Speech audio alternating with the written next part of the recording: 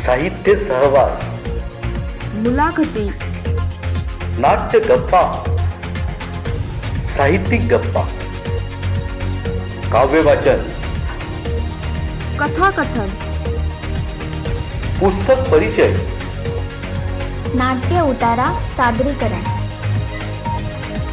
साहित्य सहवास. निर्धार न्यूज प्रस्तुत साहित्य सहवास. नमस्कार.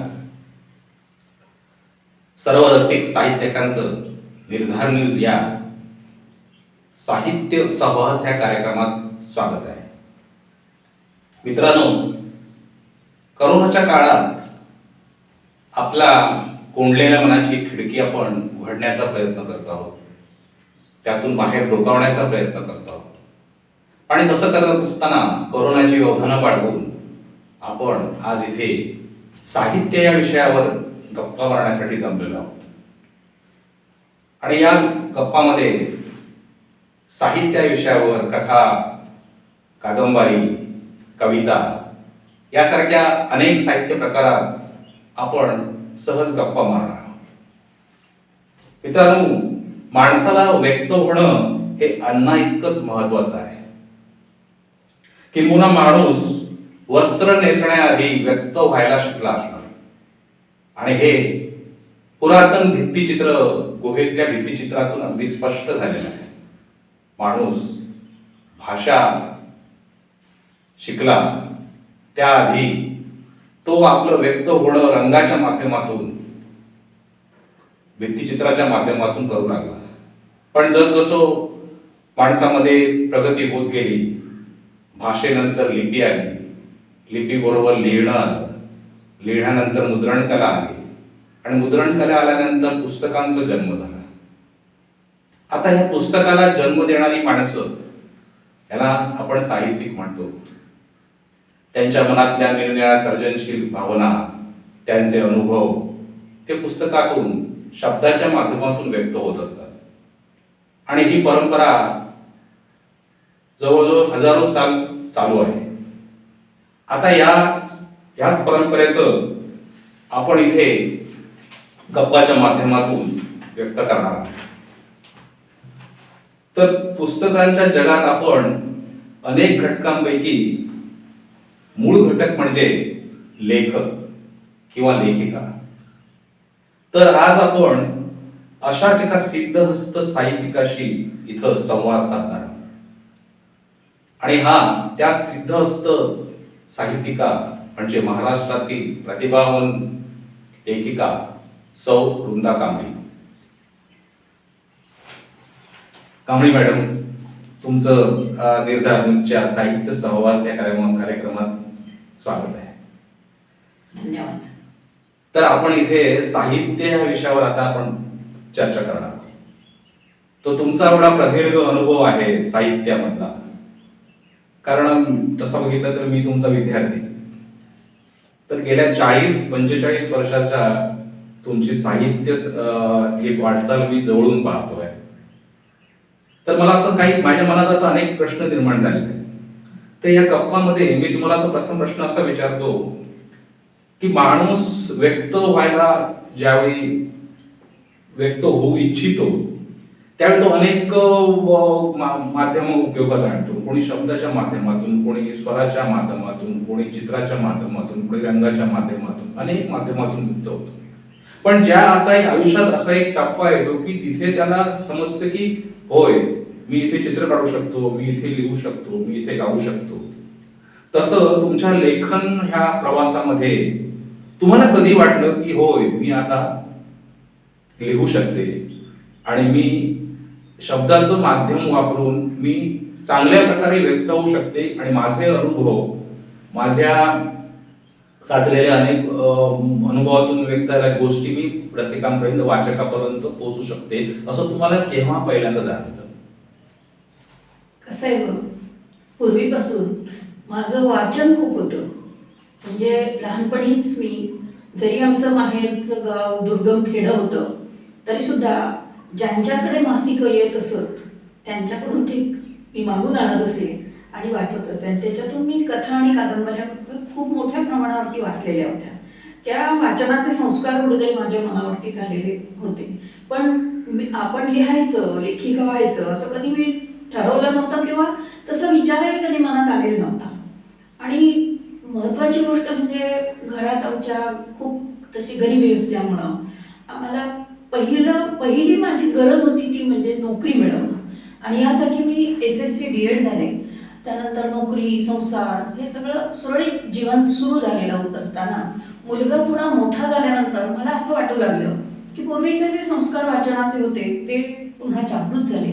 आणि दुसरी सर्वात महत्त्वाची गोष्ट अशी की मी जे लहानपणी जीवन बघितलं होतं, ज्या खेड्यामध्ये जीवन जगले होते, त्यातली अवतीभोवतीची जी माणसं होती, ही माणसं कशी होती की साधी सरळ जीवन जगणारी, दुःखानं पिचून जाऊन सुद्धा पुन्हा जीवन जगण्याची उभारी बाळगणारी, कधी कधी दुःखानं पिचून जाऊन मोडून पडणारी, परंतु साधी सरळ आणि जीवनावर प्रेम करणारी ही माणसं होती. ही सगळी माणसं माझ्या मनात कुठेतरी लपलेली होती, ठसलेली होती. आणि आता ती माझ्या मनात एकदम उफाळून येऊ लागली, त्यांच्या स्मृती उफाळून येऊ लागल्या. आणि हे मला कुठेतरी बाहेर टाकायचं होतं. आणि त्यासाठी मला माध्यम होतं ते शब्द हेच, कारण माझं वाचन होतं. त्यामुळे मला असं वाटलं की हे शब्दातून उतरावं. पण माझं कोणी छापून आणेल किंवा ते प्रसिद्धीला देईल असं मला कधीच वाटलं नव्हतं. पण मग मला हे व्यक्त झाल्याशिवाय चैन पडत नव्हतं. ते मी डायरीतून कथा लिहून काढल्या आणि माझ्या मिस्टरनी त्या प्रथम वाचल्या, माझ्या काही मैत्रिणींनी वाचल्या आणि त्यांनी सांगितलं की हे चांगलं आहे, हे तू कुठेतरी प्रसिद्धीला दे. आणि एक गंमत म्हणजे त्या जवळपासचे सिंधुदुर्गातील सर्व दिवाळी अंक किंवा साप्ताहिक पुरवण्यांच्या दैनिकांच्या साप्ताहिक पुरवण्या यांच्यामधून माझ्या कथा आणि ललित लेख हे जेव्हा प्रसिद्ध होऊ लागले तेव्हा मला आत्मविश्वास आला की अरे मी लिहू शकते. आणि नुसतेच प्रसिद्ध झाले नाही तर त्यानंतर वाचकांची अतिशय उत्तम अशा प्रतिक्रिया येऊ लागल्या. तेव्हा फोन वगैरे नव्हते 90च्या दशकामध्ये. तेव्हा पोस्ट कार्ड यायचं की तुमचा अमुक लेख आवडला, कथा आवडली. आणि मग माझ्यामध्ये एक आत्मविश्वास निर्माण झाला की अरे मी लिहू शकते आणि मी लिहिलेलं कुणाला तरी आवडू शकतं. ही प्रेरणा घेऊन मी लिहू लागले. आणि मग एका काव्यातून ते सांगते की कसे कधी कळले, कधी न कळले कसे मिळाले हे शब्दांचे हे लेणे, हे तर झाले माझे आनंदाचे जीवन गाणे. हे आनंदाचं जीवन गाणं कधी झालं माझं मलाच काही कळलं नाही. वा, म्हणजे लेखक होण्याआधी, लेखिका होण्यासाठी, व्यक्त होण्याआधी तुमचं वाचन प्रचंड झालं. हो. वाचनाबरोबर तुम्ही समाजात वावरताना, दैनंदिन जीवनात वावरताना निरीक्षण झाली. बाहेरचं जग, ग्रामीण जीवन, ग्रामीण जीवनातल्या अनेक व्यक्ती, त्यांची दुःख सुख, तुमचं संवेदनशील मन ते सरळ टिपत होतं. आणि हे टिपलेलं सगळं मनात साचत होतं. आणि ते तुम्हाला कुठेतरी व्यक्त व्हावं असं वाटत होतं. म्हणून तुम्ही शब्दाचं माध्यम निवडलं आणि ते तुम्ही समर्थपणे पकडलं, मांडलं. आणि हा तर तुमच्या 40-45 वर्ष झाली असतील. या 40-45 वर्षाच्या प्रदीर्घ वाटचालीमध्ये कांबळी मॅडम यांनी जवळजवळ 4 कथासंग्रह त्यांचे प्रसिद्ध झालेले आहेत. आणि हे प्रचंड गाजलेले आहेत. हे आवृत्त संपलेले आहेत. ह्या रसिकांनी डोक्यात उचलून घेतलेले आहेत. त्यातील नाते मनाचे, रंगनभाचे, भरलेले आभाळ, अंतर्नाद हे कथासंग्रह, किंवा 5 जवळजवळ कादंबऱ्या, मागे वळून पाहता, अतर्क, प्राक्तन रंग, प्रतिबिंब, आणि आता छापण्यासाठी गेलेली पुरवंडी ही कादंबरी. त्याशिवाय त्यांनी 2 जवळजवळ ललित लेख संकलित केलेले आहेत, वळण वेड्या वाटा आणि वाटेवरल्या सावल्या. आणि ह्या सगळ्या त्यांच्या साहित्य संपदेत आणि ह्या साहित्य प्रवासात त्यांना अनेक पुरस्कारही मिळालेत. अनेक ठिकाणी त्यांना, उदाहरणार्थ आपण आज बघितलं तर बडोदा वाङ्मय परिषद पुरस्काराचा अभिरुची गौरव पुरस्कार मिळाला, पुढारीचा नवांकुर पुरस्कार मिळाला. असे अनेक पुरस्कार त्यांनी मिळाले, अनेक पुरस्कार आहेत. पण आता कसं आहे, मी तुम्हाला असं मॅडम विचारू इच्छितो की तुम्ही लेखिका म्हणून एक तुमचं रूप आहे, तुम्ही एक शिक्षिका पण होता, तुम्ही एक गृहिणी होता, एक आई होता. त्यावेळी आणि आणि ह्याच्यात महत्वाचं म्हणजे तुम्ही हे सगळे ही 4 गोष्टी किंवा ह्या 3 गोष्टी सांभाळताना ह्याचा जो समतोल असतो किंवा हे सगळं करत असताना तुमची जी लिहिण्याची जी ओढ आहे ह्यासाठी तुम्ही कसा वेळ काढत होता? कारण मी बघितलंय की तुम्ही नोकरीसाठी येत होता त्यावेळी तुमची धावपळ उडायची, तुम्ही बसने अपडाऊन करायचं असायचा, प्लस तुम्ही सगळ्या ह्या गोष्टी सांभाळून तुम्ही लेखन जो प्रपंच आहे, लेखनाची जी आवड आहे यासाठी तुम्ही कसा वेळ दिला? चांगला प्रश्न आहे.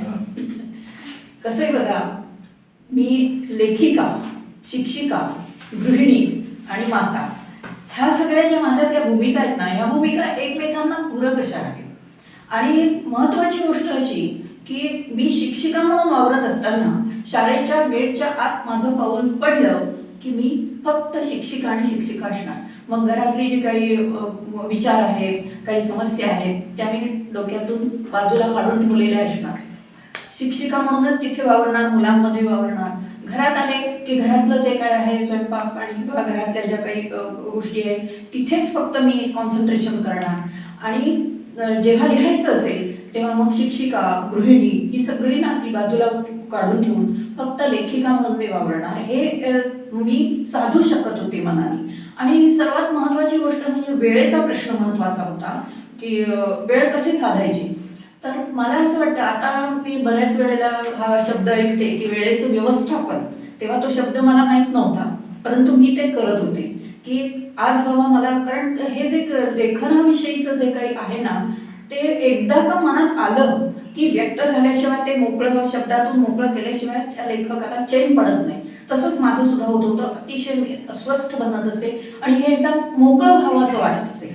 मग अशा वेळेला आज बाबा मला लिहायचं आहे, सुट्टी असेल त्या वेळेला किंवा शाळेतून घरी आल्यानंतरचा वेळ, ह्या वेळेचा मी विचार करत असे की झोपेपर्यंतचा वेळ मला किती मिळणार आहे, त्यातला स्वयंपाकासाठी खर्च किती करायचा आहे, मुलाचा अभ्यास घेण्यासाठी मला किती ते किती बसायचं आहे, आणि मग यातून मला लेखनासाठी किती वेळ काढता येईल. आणि माझी जी आत्तापर्यंतची, आता झोपेपर्यंतची जी कामं आहेत या कामांमध्ये सर्वात महत्त्वाचं काम कुठलं आहे त्याला आधी प्राधान्य द्यायचं, कमी महत्त्वाची उद्यासाठी ठेवायची.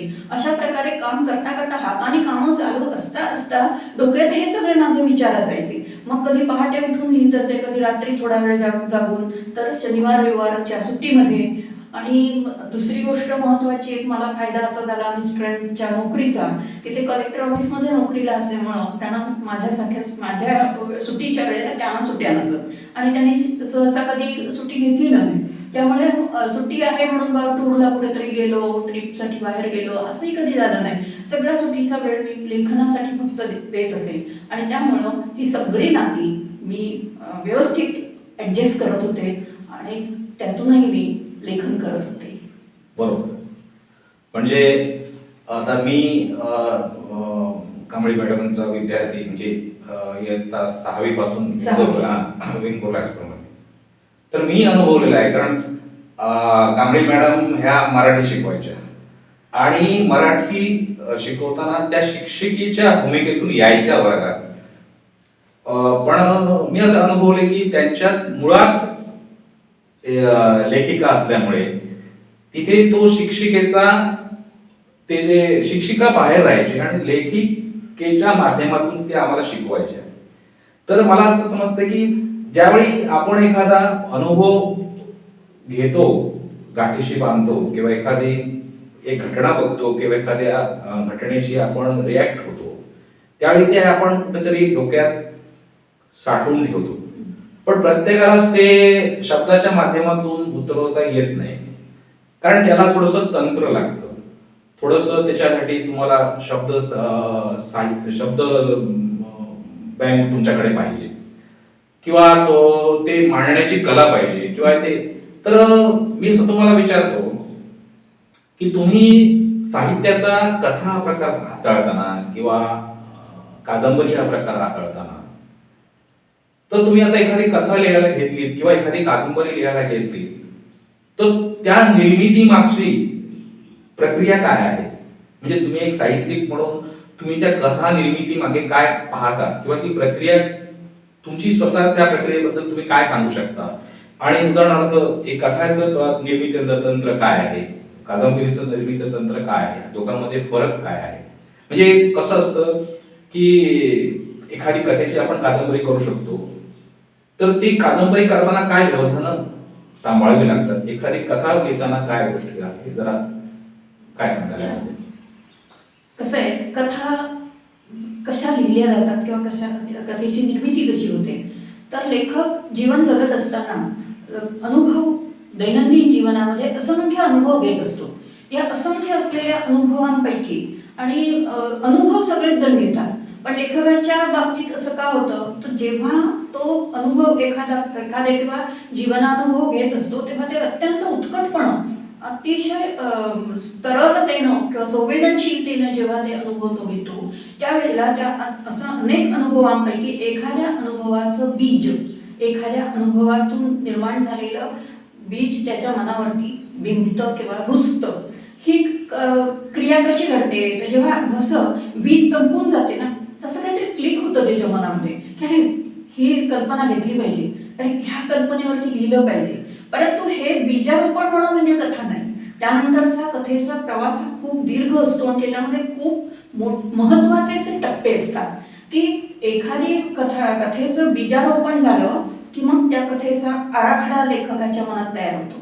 आता हा आराखडा जरी तयार झाला तरी तो आराखडा कथेच्या स्वरूपामध्ये बसवण्यासाठी त्या कथेची मांडणी कशी असावी, आकर्षक सुरुवात कशी असावी, धक्कादायक शेवट कसा ठेवावा, मध्य काय असावा, या सगळ्याचा विचार लेखक करतो. हे करत असताना पुन्हा भाषा कोणती वापरावी, शब्दसंपत्ती आपल्या त्याच्याकडे असायलाच हवी, तर ती त्यातले शब्द कोणकोणते असावेत, कुठली भाषा वापरावी, संवाद कोणते ठेवावे, या नायकाच्या बाजूला या कथेमध्ये व्यक्तिरेखा कोणत्या आणाव्यात, या सर्वाचा विचार लेखकाला करावा लागतो.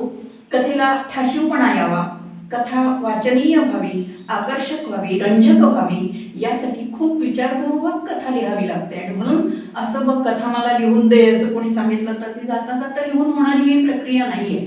ही खूप दीर्घ अशी प्रक्रिया आहे आणि मनाची संपूर्ण शक्ती तिथे केंद्रित झालेली असायला हवी, तेव्हाच कथा चांगल्या प्रकारे होऊ शकतात.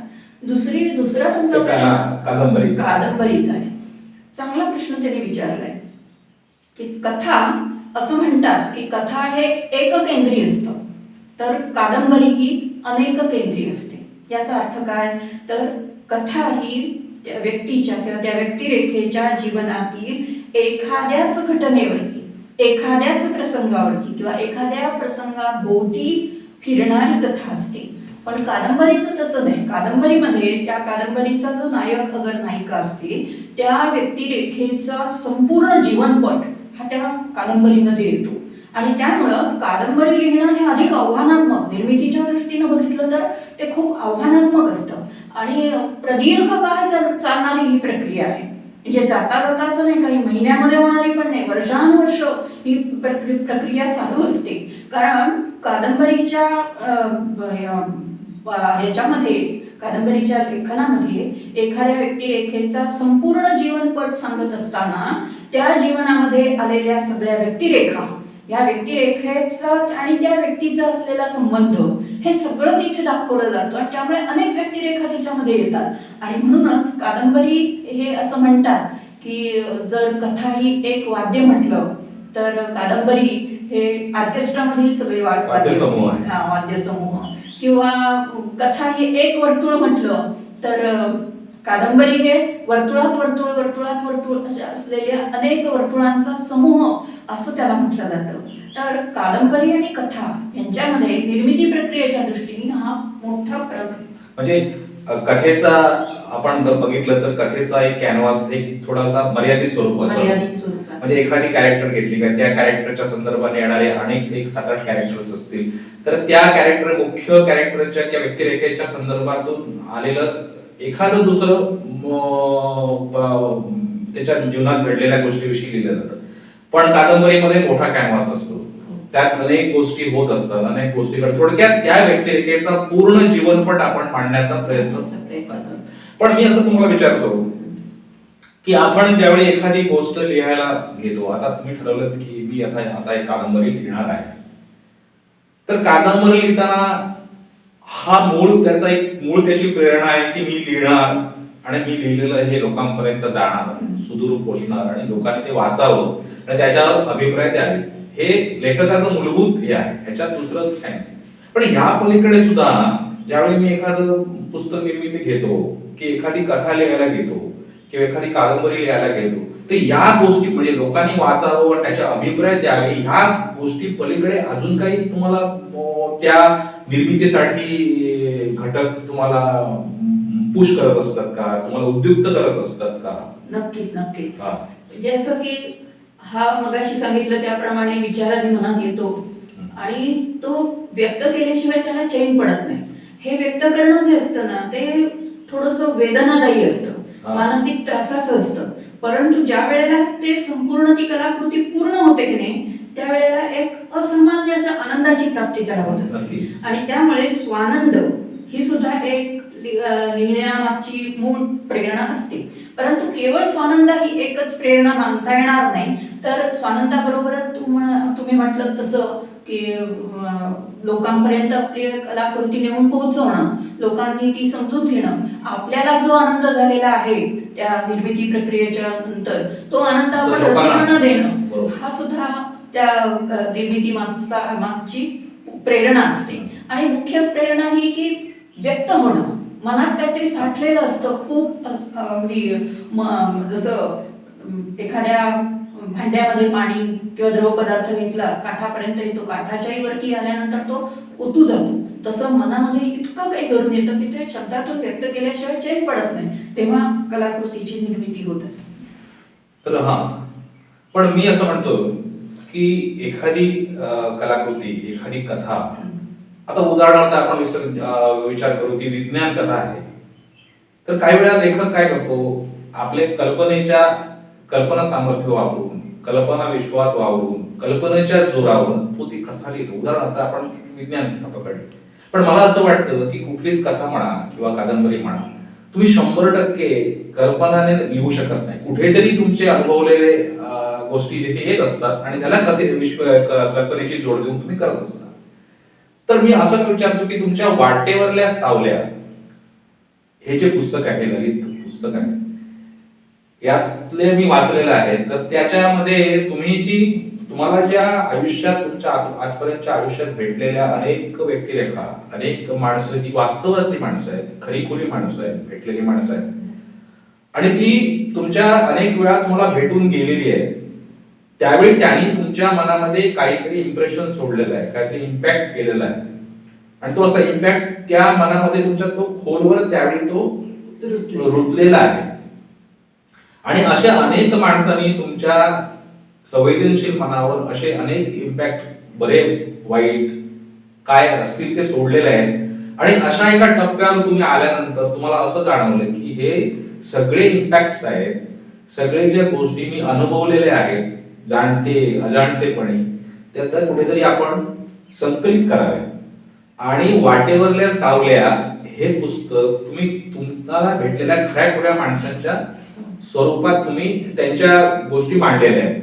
तर तुम्हाला असं काय वाटलं की मी ह्या खऱ्या माणसांबद्दलच हे पुस्तक लिहिणार आणि ते का लिहावं? मग तिथे तुम्ही कल्पनेचं नाही आहे, मी म्हणतो की तिथे तुम्ही जवळजवळ 99.99% ते सगळं खरंच आहे. हा, तर ते म्हणतो मी, हे तुम्हाला असं काय वाटलं की मी नाही, आता हे मी लिहिणार आहे ना, हे सगळं मी अनुभवलेलं आहे ते लिहिणार, असं लेखकाला कधी कधी का वाटतं? आता माझ्या बाबतीत काय झालं, वाटेवरच्या सावल्यात हे मी का लिहिलं असं सांगते की 2013 सालातील नोव्हेंबर महिन्यात मी रिटायर झाले, म्हणजे VRS घेतली 1 वर्ष अगोदर. आणि माझा विचार असा होता की साहित्य सेवेला संपूर्णपणे वाहून घ्यायचं. संघटना असती, माझं मंडळ आहे आनंद यात्री वाङ्मय मंडळ, त्याच्यासाठी आणि माझ्या लेखनासाठी वाहून घ्यायचं. मी वेंगुर्ला तालुक्यामध्ये पहिलं साहित्य संमेलन आयोजित केलं. हे सगळं घडत गेलं आणि माझं मन कुठेतरी असं अंतर्मुख होऊन राहायला लागलं की अरे आपण कुठे होतो आणि कुठे आलो, कुठून आलो, मूळ मी कोण होते. आणि मग मला जाणवलं की आपण मूळ जे काय होतो ते शून्य होतो, अक्षरशः शून्य होतो आणि शून्यातून हे सगळं विश्व निर्माण केल्यासारखं हे आपण आपल्या आयुष्यात मिळवलंय, उभं केलंय. आणि मग वाटायला लागलं की हे शून्यातून पुढे येत असताना आपल्यावरती कुणाकुणाचा परिणाम झालेला होता हे सगळं मला खूप तीव्रतेनं आठवायला लागलं या उतार वयामध्ये किंवा रिटायर झाल्यानंतरच्या काळामध्ये. माझे आई वडील माझे नाट्यप्रेमी होते. नाटक उभं करण्यासाठी लागणारी सगळी कौशल्य त्यांच्या अंगी होती, परंतु केवळ गरिबी, अज्ञान आणि ग्राम्यता याच्यामुळं ते उपेक्षित जीवन जगले, दुर्लक्षित राहिले. मग हे कुठेतरी दुःख माझ्या मनात आत्ता टोचायला लागलं खूप तीव्रतेनं. गरिबीमध्ये दिवस काढणारी, काटकसरीने वागणारी आई, तिचं कष्ट, तिचं दुःख हे अधिक तीव्रतेनं आता जाणवायला लागलं थोडासा निवांतपणा मिळाल्यानंतर. दमेकरी असलेले काका की ज्यांनी माझं लहानपणी खूप लाड केले, परंतु त्यांना वेळेत औषधही मिळू शकलं नाही. केवढं दुर्दैव, मी काहीच करू शकले नाही. हे सगळे जे काही यातना होत्या ना, मनातल्या ज्या काही वेदना होत्या ना, त्या मला शब्दात उतरवाव्याशा वाटल्या. मग इथे मी काल्पनिकतेचा नाही वापर केला की हे सगळं खरं आहे, अगदी सत्य धडधडीत सूर्यप्रकाशा इतकं आहे, मग कशाला कल्पना हवी. हे कल्पनेपेक्षाही भयानक आहे सगळं. माझ्या मागचा भाऊ की ज्याला फिट येत होती आणि अचानक तो गेला माझ्या मुलाच्या जन्मानंतर. बाळाला बघायला यायचं म्हणून ठरवतो काय, दुसऱ्या दिवशी तू जातो काय. केवढं दुःख हे कसं सहन करणार. आणि हे मला शब्दातून बाहेर टाकल्याशिवाय गत्यंतर नव्हतं. आणि ही सगळी दुःख नव्हती अशी नाही, परंतु मी इतक्या व्यापात गुंतलेली होते, नोकरी, प्रवास, रोजचं घरातलं, तेव्हा निवांतपणा नव्हता मनाला. आणि आता रिटायरमेंट नंतर जेव्हा निवांतपणा मिळाला ना, तेव्हा ही सगळी भूतकाळातली या व्यक्ती, या बालपणातल्या सगळे प्रसंग, माझ्या जीवनात येऊन गेलेल्या व्यक्ती की यांच्याकडून मी काहीतरी घेतलं या सगळ्यांकडून, आणि म्हणून मी आज इथे माझ्या स्वतःच्या पायावर उभी राहू शकले याची जाणीव झाली. आणि मग कृतज्ञता व्यक्त करण्यासाठी आणि ही मनातली जी काही वेदना आहे ती व्यक्त करण्यासाठी मला लिहावं असं वाटलं. परंतु ते लिहित असताना त्याच्यामध्ये वाचकांपर्यंत ते पोचवायचंय. आता माझं दुःख, माझी वेदना ही वाचक कशाला वाचतील, ती कशाला समजून घेतील, त्यांनी पण ती समजून घ्यावी, त्यांच्यापर्यंत ती मला प्रभावी रीतीनं पोहोचवता यावी, यासाठी मला त्याच्यामध्ये रंजकता आणायची होती. आणि म्हणून मी संवादात्मक लेखनाचा उपयोग केला की मी त्या व्यक्तीशी जणू काही संवादच करते. अरे तू असा होतास, तू असं केलंस, तू आणि मी एकत्र खेळलो, अशा प्रकारची संवादात्मक मी त्याच्याशी बोलते किंवा त्या व्यक्तिरेखांशी बोलते अशी कल्पना करून मी ते लेखनाचं मांडणी केली. आणि तेही पुस्तक वाचकांना खूप आवडलं. तर तुमच्या एक आता तुम्ही सांगितलं याच्यावरून मला असं जाणवलं की लेखक आता आम्ही बघतोय लेखकाच्या मागे त्याने अनुभवलेली दुःख किंवा त्याने स्वतःचं त्याचं जीवन गेलं, दारिद्र्यात गेलेलं जीवन, थोडी निर्धनता, या गोष्टी, आणि तो जर लेखक संवेदनशील असेल आणि तो त्याचा हात लिहिता राहत असेल तर ह्या गोष्टी त्याला पूरक ठरतात का साहित्य निर्मितीसाठी, असं तुम्हाला वाटतं? हो, नक्कीच. साहित्य निर्मितीसाठी त्याला त्याच्या मनामध्ये असलेली वेदना हा सुद्धा एक त्याला प्रेरणा देणारा घटक असू शकतो. तर वृंदा कांबळे मॅडमची आता नवीन कादंबरी कुरवंडी ही कादंबरी आता छपाईला गेलेली आहे. तर मला आता ही आगामी कादंबरी याबद्दल आम्हाला उत्सुकता आहे. आणि त्यांच्या अगोदरच्या कादंबरी किंवा कथासंग्रहाप्रमाणे ही पण एक अतिशय चांगली कादंबरी असणार यात वाद नाही, पण मला त्या कादंबरीबद्दल उत्सुकता निर्माण झालेली आहे. मी त्यांना विचारू इच्छितो की या कुरवंडी कादंबरीबद्दल तुम्ही काय त्याचं कथानक किंवा त्याच्याबद्दल एक थोडीशी रूपरेषा किंवा त्याचं काही सांगू शकाल? त्याचं कथानक म्हणजे ग्रामीण भागातील एका गरीब घरातील मुलगी आणि त्या मुलीचं संपूर्ण जीवनपण हे त्याचं कथानक आहे. अर्थात मी ते संपूर्ण कथानक नाही सांगत, ते वाचकाने वाचूनच समजून घ्यायला हवं. परंतु ही याची पार्श्वभूमी जी आहे ती अशी की मी बघितलं की ग्रामीण भागामध्ये आज खूप मोठ्या प्रमाणावरती रेकॉर्ड डान्सचं आकर्षण आहे. आणि हे रेकॉर्ड डान्स करू नये असं नाही म्हणत मी. डान्स ही एक कला आहे, ती जपली गेली पाहिजे. परंतु ते करत असताना रेकॉर्ड डान्स स्पर्धांसारख्या किंवा जेव्हा आपण पब्लिक समोर जाऊन अशा प्रकारचे डान्स करतो तेव्हा घरातले लोकांना त्या ठिकाणचं ज्ञान असलं पाहिजे, त्या विषयाचं ज्ञान असलं पाहिजे की यामध्ये कला, मनोरंजन, पैसा, प्रसिद्धी ह्या सगळ्या ज्या गोष्टी ना ह्या एकमेकांमध्ये गुंतलेल्या आहेत. आणि त्यांच्यातल्या सीमारेषा ह्या खूपच अस्पष्ट आहेत. त्या जर समजून घेतल्या नाहीत सीमारेषा आणि त्याच्या त्या प्रलोभनाकडे आपण आकर्षित झालो तर मुलीच्या जीवनाचं उद्ध्वस्त पण मुलीच्या जीवनात येऊ शकतं. अशी एक कल्पना माझ्या डोक्यात आली आणि त्याच्यातून ही सुचली की त्या मुलीला आता सर्वत्र ग्रामीण भागामध्ये सुद्धा पर्यटन स्थळांची वाढ होते, निरनिराळे उद्योगधंदे येत आहेत.